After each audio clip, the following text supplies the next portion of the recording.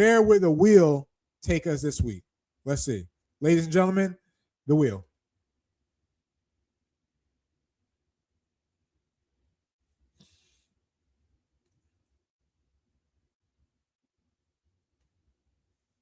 Oh, we're heading back to the Big Ten. The wheel's taking us back to the Big Ten, and it's taking us to Penn State.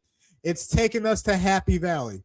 It's taking us to a team, a school, an organization that may have had the most wildest head coaching search, team building process known to mankind this year.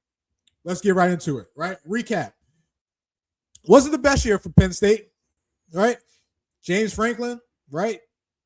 Beat Oregon, comes into town, give you a nice little whooping, tap on the butt, right? It wasn't just that loss, it's how it carried over to the following week and you lose to UCLA. Not only did you lose to UCLA, they came back and beat you, right? They came back and beat you, right? So when you think about last year, right, and everything that went into last year, right, it was time for a change, right? It was time for a new voice. Or was it just the fact that you were tired of James Franklin not winning these big games, not having the team ready to win these big games? Now, 2 years ago, you were a game away from the Natty. You would think that would hold some weight, right? You would think that would give him a little bit more leash, but it didn't. So they fired him. They fired James Franklin. He goes to Virginia Tech. Where do we go from here? You were close to landing Coach Kalani Sitake from BYU before Crumble came into the mix and said, calm down. He's staying here in Utah. So you pivoted and you went to Ames, Iowa. You went to go get Matt Campbell. And now the Matt Campbell era is officially beginning, right? Now, he lost about 19 starters, though, either through the draft or through the portal. Not to mention, he lost every single scholarship quarterback at Penn State. On the flip side of that, most of Ames, Iowa came to Happy Valley, right? So this year, when you look at year one for Penn State, it's really going to have to operate as a plug-and-play year for Penn State, right? It's really going to have to, listen, we just need to build a roster, right? We just need to build a roster and kind of see where it goes and then go from there, right? So what's our expectations or storylines of Penn State going into this fall, right? You think about some of the returning players, right? You think about Anthony Donko. You think about Cooper Cousins. You think about Dominique Rulli, 3 key offensive linemen, right? However, you lost your offensive lineman, Coach Tratow, to the Florida Gators, right? But you're a Big Ten team. You've been known for having offensive linemen. So the fact that you got 3 guys coming back is huge. And most of this offensive line is going to be built around Donko and Cousins, right? On the defensive side, yeah, you lost a lot of talent, right? But your best defensive player, Tony Rojas, at linebacker, probably one of the top defenders in the Big Ten, if not the country, is returning. DB, you look at Zion Tracy, those 2 guys are going to be the glue, the leaders, the guys that are going to create this identity of what this Matt Campbell defense is going to look like under DeAnton Lynn. Now, DeAnton Lynn, side note, I'm a fan, right? I know his father, Anthony Lynn, head coach of the Bills. I remember when he, got the opportunity to go to the San Diego Chargers. Fun fact, we lived in the same building when we lived on the East Coast somewhere. I'll name that a different day. However, DeAnton Lynn, UCLA, he did a good job. So much of a good job that Lincoln Riley fired Alex Grinch to bring DeAnton Lynn from UCLA to USC. Now, he did a good job at USC. It was more of a personnel thing, though. More of a personnel thing. And I get it. Coaches, they got to get the best out of what they have. But USC always struggle personnel-wise to have the guys that Lincoln needs in order to win those big games. And that's the big guys. Well, that's a dominant big guy. When is the last time Lincoln Riley had a top day 1, day 2 draft pick on the offense or defensive line? Most of his guys are skill guys. Let's not get it twisted, right? So, long story short, DeAnton Lynn leaves USC to come to his alma mater, to coach at Penn State, right? And I believe he does a good job there. He's going to be the next coach running up to get a head coaching job somewhere, right? Now, you think about some newcomers. Let's go right to your quarterback, key transfer portal guy, Rocco Beck. It doesn't hurt that he's injured right now. It doesn't help that he's not really getting reps on spring ball because of recent surgery he just had, right? But that's one of the key, literally the key guy Penn State needs in order to be successful on offense, right? Now they need some playmakers, some receivers. I get that, but you don't have the quarterback, you're absolutely done, right? And on the defensive side, right, you look at LeVar Arrington Jr. and what he's going to be able to do and produce. Remember, he's rocking double sticks right now. Penn State, the traditional wearing number 11 for those key air rushers means something. So as a true sophomore, he's going to be rocking double sticks, but keep an eye on Jackson Ford, a 4-star defensive end Penn State guy that stayed with Penn State. Could have left. Could have went to Virginia Tech, right? They lost a ton of their recruiting class when James Franklin left. He decided to stay. He wasn't committed to James Franklin. He was committed to Happy Valley and the Nittany Lions. That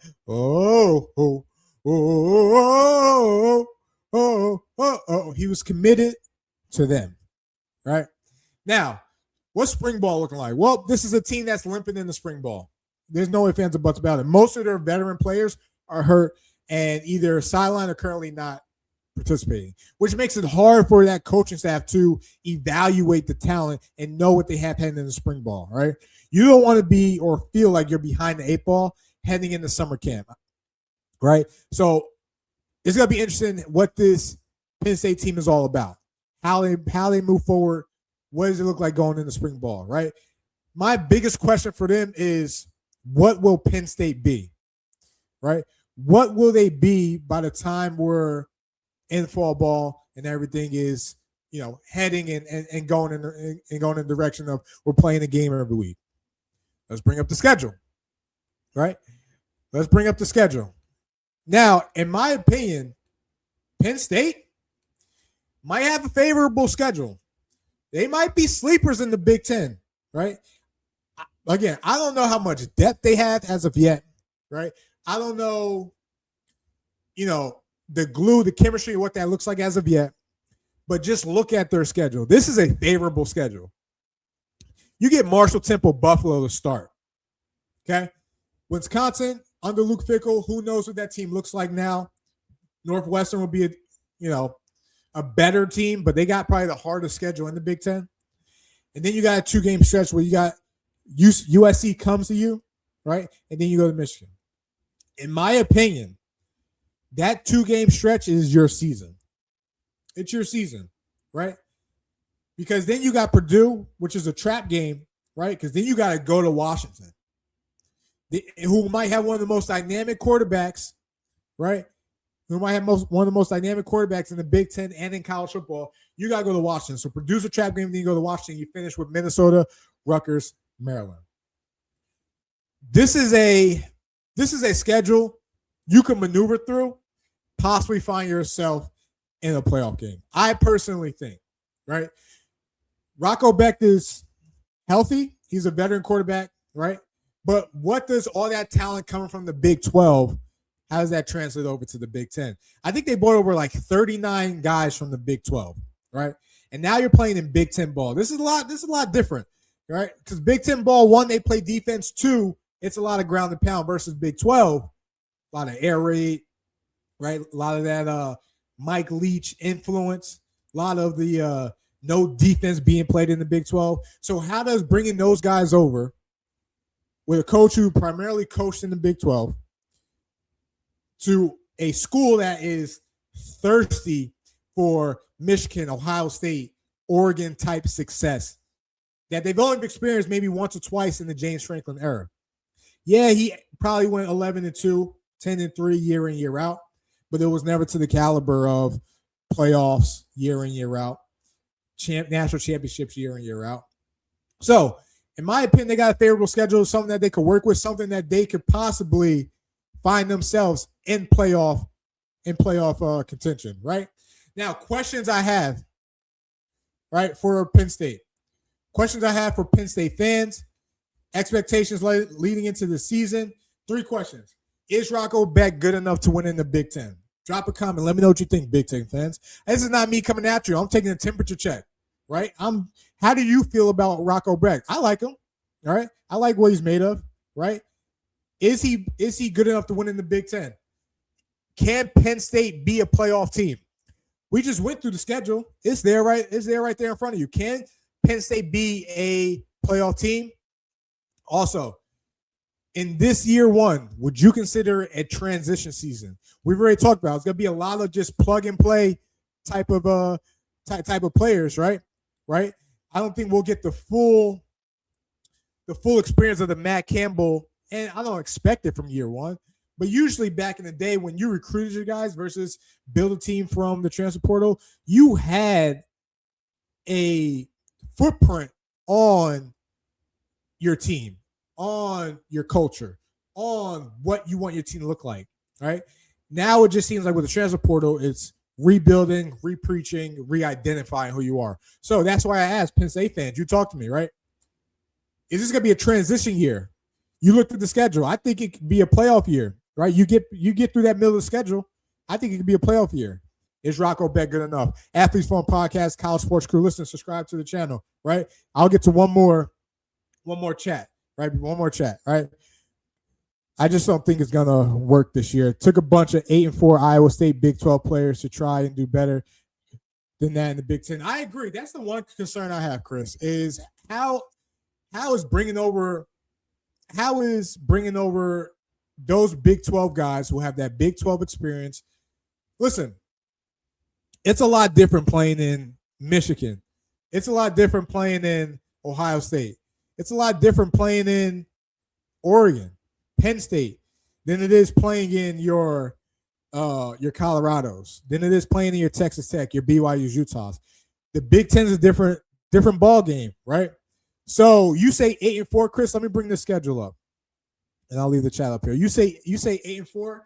I'm gonna take a guess and say you're giving them a loss versus USC, Michigan, Washington, and what? You're saying Wisconsin, Northwest.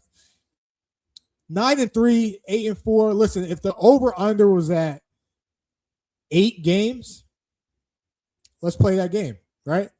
Let's play that game right now. I don't know what the over/under is, and maybe that is a good show topic for another day when we mess with over/unders. Actually, I think my guys might be doing that, right? We talk balls on tomorrow. I think they might be doing it. Don't quote me. But if I personally put the over/under at 8 games for Penn State, would you go over or under?